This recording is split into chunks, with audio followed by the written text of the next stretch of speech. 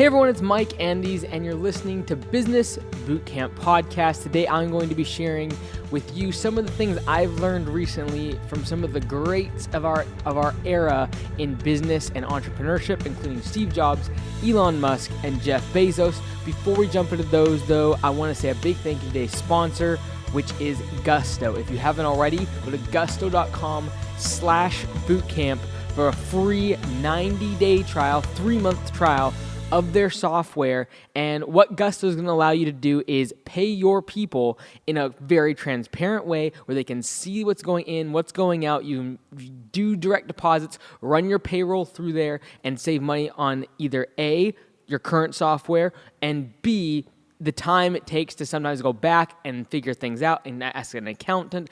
All of those things can be much more lean, much more simplified by going to gusto.com/bootcamp. Run your payroll through there and let me know what you think about it. But I promise you and many other people have come to find that Gusto is a very simple solution and fantastic for the small business owner like you. So before we get into today's show, I just wanted to say thank you to everyone for listening, for all your support recently, a lot of your questions and emails and all of that. It's been fantastic. I really appreciate that. But today I wanted to talk about, basically at the beginning of this year, one of the things I wanted to do was read the autobiographies of 3 of kind of the legends of the last couple decades in business: Steve Jobs, Elon Musk, and Jeff Bezos. Now founder of SpaceX, so Elon Musk is the founder of SpaceX, Tesla, Solar City, the Boring Company. Apple was Steve Jobs' creation. He's now passed away. And then, of course, we have Jeff Bezos, who is the founder of Blue Origin, which is a space company, as well as Amazon, a little company called Amazon, which is housed a couple hours from where I live here in Seattle. So at the beginning of the year, I wanted to read their books. They're all long books, and so I was like, I'm not really good at books, number one, so I have to listen to audiobooks, and then to try to fit that much time in is not easy as well. So it's something I've been wanting to do for the past 5-6 months, and I got it done before the mid-mark of the year, so I'm pretty happy about that. But I wanted to see, the main reason I wanted to actually read their book is because so many people comment on them, and a lot of people ask me what I think about them or the way they've done certain things, and usually I just kind of pass on and don't talk about it because I don't know. So I want to just kind of educate myself and learn from their experiences, learn from their life, and I learned a lot of things, what not to do, what to do, things like that. And some of the things, honestly, I would say that I'm not willing to sacrifice or be that way, even if it led to the success that they had. So I don't care if I'm going to put people in space. I'm not going to be an absolute idiot to my employees or to my family. Like that, those things are just by no means, by me talking about these business legends, am I condoning their poor behavior, whether it be in family, around people, and things like that. And so for many reasons, I would never want to be like them. But I think from a business standpoint, when I look at their lives and their autobiographies and what they've done in business, there's a lot I can learn from it. And so this is the Business Bootcamp Podcast. This is not like People Magazine where we talk about their lives. So I'm going to strictly focus on what I learned from a business point of view, because there's plenty of things to pick apart in their personal life, the way they treated people, the way they treat people. So those things I'm not going to really talk about. I don't really care about. This is a business show, and those are the things that I was learning about by reading their autobiographies. And so what I found really interesting, I learned so much. I'm going to talk about 4 things I wrote down real quickly about some of the things that popped out to me in reading these books, and things that I kind of personally took away from it. I think if you read them, you'd probably take away total different things. There's probably 20 things that if I really sat down, I could think about, but these are the 4 that kind of came to my mind right away that I will kind of take away from reading these over the past few months. And so I wanted to share those with you. So like I said, a lot of these have to do with me personally, the things that I learned, and then that has to be brought to the filter of my mistakes, my failings, the things I'm not very good at, the things I am good at, my strengths, and things like that. And so I wanted to just kind of share those things with you all. So number 1 is I feel like there's 2 ways to really motivate your employees. And number one, that is to scare them, or number two, it is to inspire them. And I feel like all three of these people that, Jeff Bezos, Steve Jobs, Elon Musk, they all inspired their employees to an enormous level by having a great mission, a way that they saw the world and the way they wanted to change the world for the betterment of humanity, for the betterment of the company, for the betterment of their employees. And so they basically inspired people to do great things. And for the most part, they did that, but they also did use some level of literally scaring people into submission in terms of when they're first starting out, like doing things, saying things maybe aren't politically correct, maybe screaming at employees, like things that I would probably never do. But I think it was good for me to read it because I tend very much to lean on, like, I want everyone to feel good. I want everyone to be happy. My employees, I don't want them ever to get them, I want everyone to just be happy. And so that's probably my failing is as a leader many times, is that I don't bring the law down. I don't just tell people, hey, look, this is my business. I'm running it the way I want to run it. And I am the one that governs the mission statement, where this company is going. I pay the bills, and you're going to do it the way I want it to be done. And there's a place and time for that, and there's a place and time for the way that I generally am, which is like hear everybody out, take everyone's opinion, test things out, listen to what everyone else is talking about, and then get their reactions, and then make a decision. And whereas I found with many times with these entrepreneurs, there were times that they were just blatantly going forward, and if people didn't align with that mission, people didn't align with what they thought the company should do, they literally just chopped them. They just, fired them, they got rid of them, and they moved on. And I found it very fascinating that all three of them had these characteristics, and it's something that I still need to work on. I tend very much, like I said, tend very much to really listen to employees. Maybe it's because I'm like a millennial or whatever, and I want to hear people's opinion. I want them to feel good. I want them to not have conflict in the workplace. On the other hand, I need to balance that out with the fact that, like, I have a certain mission. If people aren't aligned with that, I just need to let them go. And I don't care if they get mad at me or if they don't like me, and that I just let them go and not get so wound up in the feeling side of things and the emotional side, and just focus strictly on the business and the mission. And if people aren't going to align with that, they got to go. And there's that balance, because I don't feel like that should be the primary way to run a business. I don't feel like you need to scare people by hanging their job over their head all the time by saying, if you don't align with our mission or what I'm thinking or how I want things to be done, that you're going to lose your job.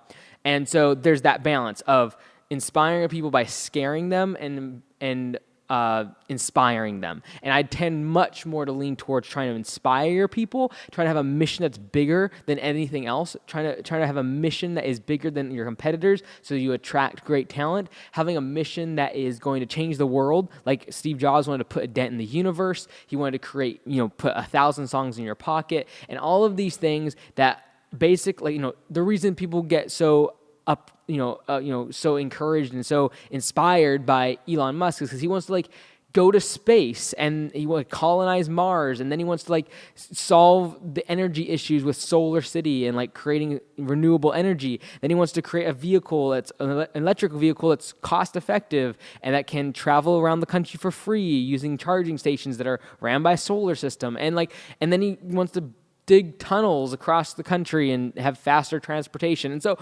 people are inspired by that. And so that's why many people stayed at SpaceX, even though after 3 failed attempts of the Falcon 5, SpaceX was one launch away. If the 4th attempt had not worked out, we probably wouldn't even be talking about them today, because they were that close to going under. But I feel like the reason their employees stayed with them, the reason the employees stayed with Elon and supported him, is because he had a goal, he had an aspiration, he had a mission that he was going for that was greater than themselves. It was greater than their little lives and what they were going through. And so when you can get your employees and inspire them to something that's greater than what they're doing, their day-to-day job, and what the seemingly menial tasks that they're doing. If you can get a mission that they're going for, a goal that drives them, I feel that's very powerful. And so it's not so easy. This is the part that I was thinking about. It's not so easy to use that method when you're doing something that seems very, very menial or seems very, very like it's not going to impact the earth. It's not going to impact humanity. It's not going to make a massive impact on society or your local area or anything like that. And so I think it's very easy to be like, okay, well, that's easy for Elon Musk because he's trying to like colonize Mars and like change the way we drive cars. But on the other hand, I think it's very important that if you look at the micro of your business and figure out what are you doing to change the lives of your customers. And this is one thing that all three of these people, these business leaders talked about and thought about is the customer, the end consumer. And I think if we actually think about our end consumer, so for instance, landscaping and lawn care, that's not great. It's not amazing. There's thousands, hundreds of thousands of other companies that can do what we do. But then how do you inspire? How do you inspire your employees to even care? How do you inspire your employees to want to go beyond, go the extra mile and do something extra for the client and think outside the box and really perform the job with pride? And how do you do that? Well, if you take it back to the customer, for the customer, if you actually look at it, like if we're doing landscaping for a customer's property and we're mowing their lawn, their little heaven is like their property. Their flowers and their lawn and having the trees just right, that's their little heaven. And we are literally caring for their safe place when they go out from that place to work and school and they go do things. They might be running a business. They might be running a family and taking their kids all these places. But when they can retreat and come back to their safe haven, we're taking care of that place. That place that they want to look beautiful and be proud of and have peaceful moments with their family and memories are made in that place.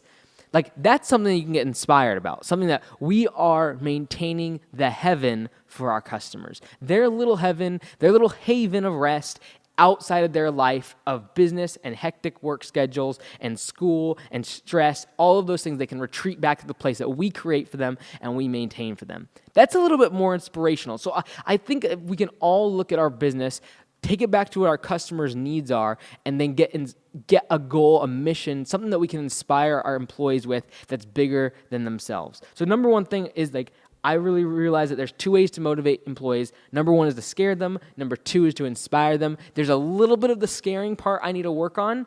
And I don't mean like, I don't like using the word scare. It's not really a good word. But like, there is a portion of that I probably need to work on. And then two, inspiring your employees with something that's bigger and better than what they're doing on a day-to-day basis and get them to think ahead of what the day-to-day grind is. Number two is I really found that they all went out and got their money first. They got that figured out first. They got some sort of money first. And what I mean by that is like Elon, he didn't start off with Tesla. He started off with Zip2, which was an internet company, and it basically was kind of like MapQuest and would do like reviews of different local like pizza shops and show people where to go, what their closest pizza shop was, and the local kind of like MapQuest.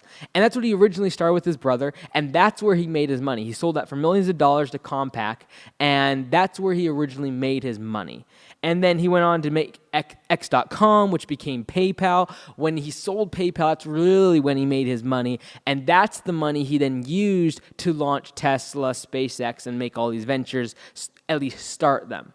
And so what I find, and same thing with even Steve Jobs at a very micro level, when he got his first job at Atari making video games, he got a special project and made $5,000 to make a video game, and I think he gave like $350 of that to Steve Wozniak to actually create the game. And so with that money is then what he used to get parts to then start building the first computer, which was later called Apple. And so I feel like many, many times young entrepreneurs, new entrepreneurs are wanting to get into the game of making the next Apple, not realizing that they had some sort of a foundation financially. And so I think it's very easy to look at all these great entrepreneurs and people that are making great changes in the world and starting these startups and starting these companies, starting out of a garage, all these things. However, I think if you actually take it back, most of the time for a company that's bootstrapped and for a business that is invested in by the founder significantly, the founders originally made money somewhere else. And many times not in things that are super elaborate or fancy or shiny. Like Jeff Bezos started Amazon selling books. And once he became successful at selling books, then he became Amazon what it is today, and with like massive logistics and all the shipping and selling just about everything and anything in the world is on Amazon. But it all started with something simple, books. And once they figured that out, then they begin to grow and scale and do things that are amazing. And so I feel like many times small business owners, we can be like, oh, we're just starting. But I feel like getting your money right in the beginning is super important. So for me, like I'm still super young. I'm don't have a lot of experience. I'm running Augusta Lawn Care Services. We've scaled it for 5 years, got the business model down. Now we're franchising. But like in 5, probably 10 years, like Augusta Lawn Care is not my end game. It's the thing I get my money right, and I hone my skills.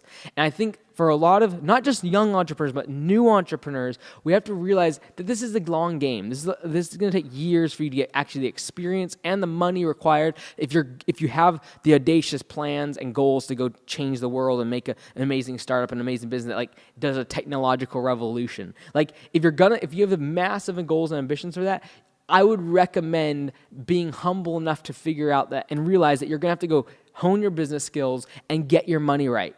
Stack away a couple $1 million, stack away enough money to go do the thing that you are passionate about. Maybe you don't want to change the world or make some big technological innovation, but maybe you want to only have to work 20, 30 hours a week. Maybe you want to travel more. Maybe you want to get into an industry that you're really passionate about. But before you do that, you go and you get the business skills and you go get the money that you need to have the foundation for that next venture.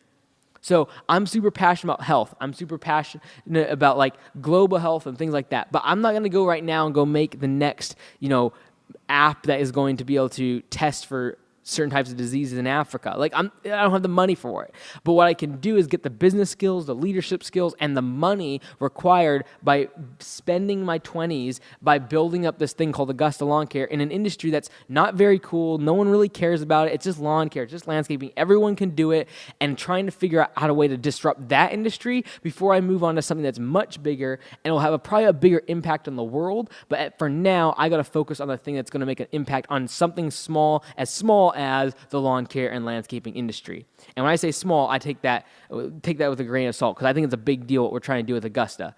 And it's all started small. Little over 5 years ago, I started Augusta Lawn Care, and I started off solo by myself, part-time. Then it grew into where I got a couple employees, and now it's like, okay, we have a solid business model. Now we're franchising. This time next year, there'll probably be, 20 locations of Augusta Lawn Care around the country. In 2 years, maybe 150. I don't know. But like there's that slow progression, that growth, each of those steps along the way. I'm going to learn, I'm going to grow, I'm going to figure things out. And then one day it'll be better for the franchisees and for the business that I'm not the one running it and that someone else takes over. And when I sell, that money will then be used to go to the next venture. And so I just saw that continual pattern with these business leaders that they got their money right, they figured something out, and usually in an industry that wasn't super cool or super interesting, and they maybe didn't even make that their main thing in life, but like that was their stepping stone. That was the thing. They figured out the money, they figured out their business skills, and then they went on to grow and build on that foundation. Third thing I realized, and I learned when reading their books, is risk. I think risk is part of the game when it comes to entrepreneurship.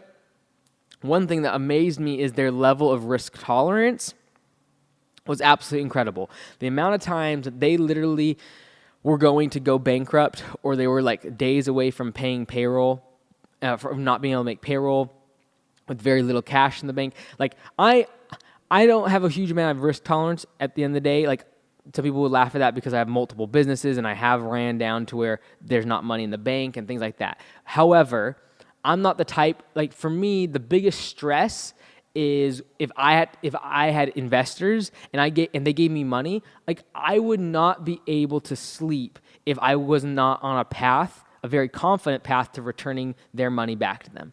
I would not, like I just wouldn't be able to handle it. Same thing with loans. Like I would just, like if I'm not on a very clear path to profitability, it would be very hard for me to take people's money and promise and take personal loans and even promise employees stock options when I don't know if they're actually going to vest.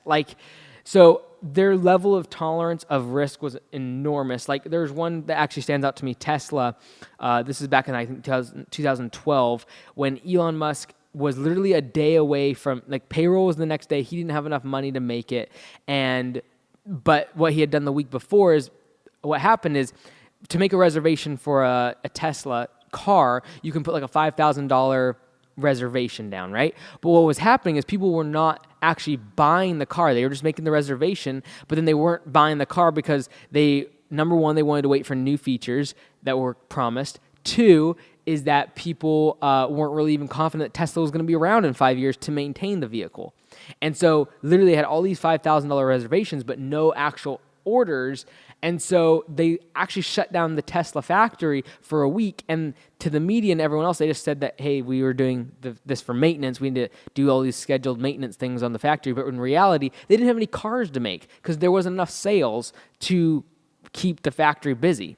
And so what Elon did is he knew that the company was on life support. He knew that they needed to make sales. So he had all his engineers, all of the people that worked on other, like, machinists, all of those people, get on the phone and start calling these people that had reservations and asking them to actually buy and actually, like, selling them on the phone.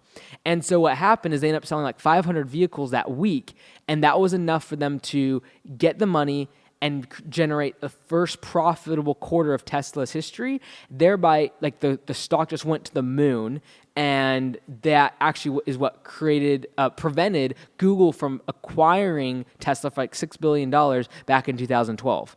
Is literally that 1 week when they were that close to going under, and that call was made to get on the phone, make these sales, and literally they were days away from not making payroll. And same thing with SpaceX. Like I said before, they had failed mission after failed mission after failed mission, and they were running out of cash.